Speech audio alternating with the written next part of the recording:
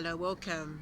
Thank you to my new subscribers and all my subscribers. I do appreciate you. Thank you very much. So, what I want to talk about today is the idea of faith. What does faith mean to you? To me, faith really resonated today. To follow intuitively and allow trust that all will be well, as well as being hopeful, H for hopeful in a proactive sense, and take action towards your goals. That will really go a long way.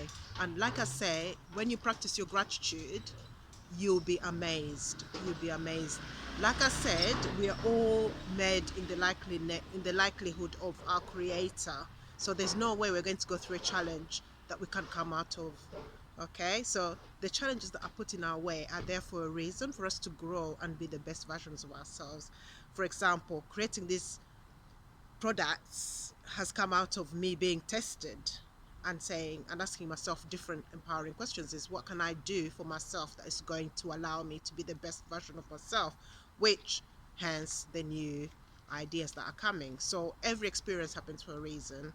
All right, so what does faith mean to you? Let's have this conversation. Thank you very much for your time. Please like, share and subscribe. Bye for now.